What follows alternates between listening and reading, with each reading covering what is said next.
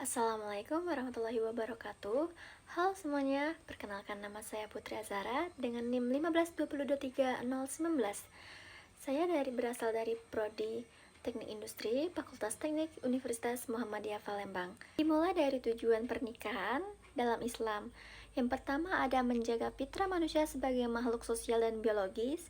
Yang kedua ada mewujudkan rumah tangga yang tenang dan penuh kasih sayang. Yang ketiga, menjaga kehormatan dan menghindari perbuatan zina. Yang keempat, ada menyempurnakan separuh agama. Ini diriwayatkan dalam hadis riwayat Al-Hakim. Dan yang terakhir, ada menjadi jalan lahirnya keturunan yang saleh. Semuanya didasari pada dalil pada Quran Surah Ar-Rum ayat 21 yang isinya adalah, dan diantara tanda-tanda kebesarannya ialah Dia menciptakan untukmu istri-istri dari jenismu sendiri, agar kamu cenderung dan merasa tentram kepadanya, dan dijadikannya di antaramu rasa kasih dan sayang. Lanjut ke hikmah pernikahan dalam Islam. Yang pertama ada memberikan ketenangan jiwa dan stabilitas emosi. Yang kedua menjadi sarana pendidikan karakter dan akhlak dalam keluarga. Yang ketiga membentuk masyarakat Islam yang bermoral. Lanjut kita ke kriteria calon pasangan menurut syariat Islam. Yang pertama ada beragama dan berakhlak baik. Di sini saya mengambil dari hadis riwayat Tirmizi nomor 1084 yang isinya, jika datang kepada kalian seorang lelaki yang kalian ridhoi agama dan akhlaknya, maka nikahilah dia.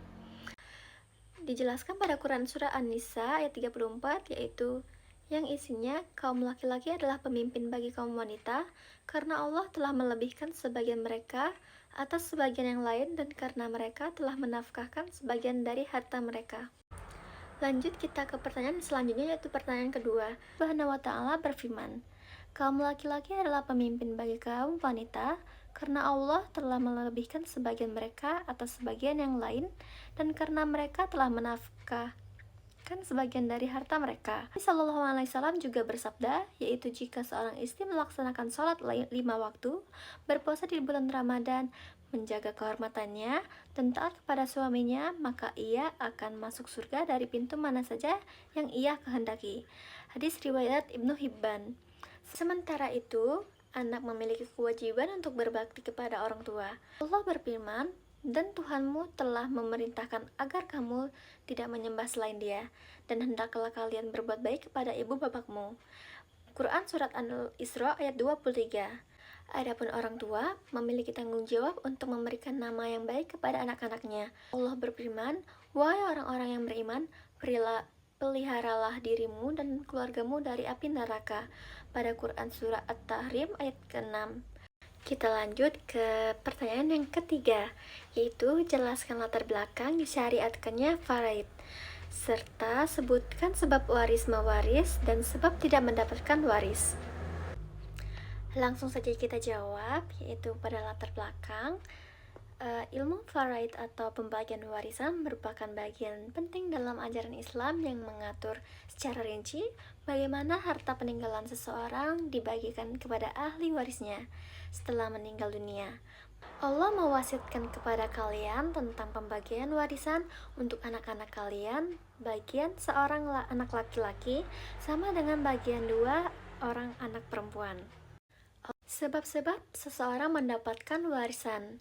Hadis Nabi Shallallahu Alaihi Wasallam pada hadis riwayat Bukhari dan Muslim menyatakan bahwa berikanlah bagian waris kepada orang yang berhak dan sisanya diberikan kepada laki-laki terdekat. Adapun sebab yang menggugurkan hak waris, terdapat beberapa kondisi yang dapat menggugurkan hak seseorang untuk menerima warisan. Antara lain, yang pertama ada perbedaan agama. Ada hadis yang diriwayatkan oleh Bukhari dan Muslim yang menyatakan bahwa seorang muslim tidak mewarisi dari orang kafir dan orang kafir tidak mewarisi dari muslim.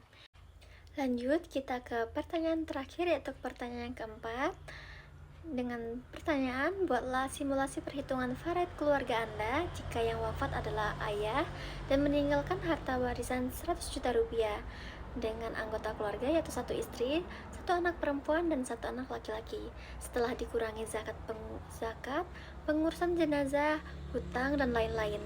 Beberapakah jumlah yang didapat masing-masing ahli waris sesuai kaidah fikih Islam yang sudah Anda pelajari?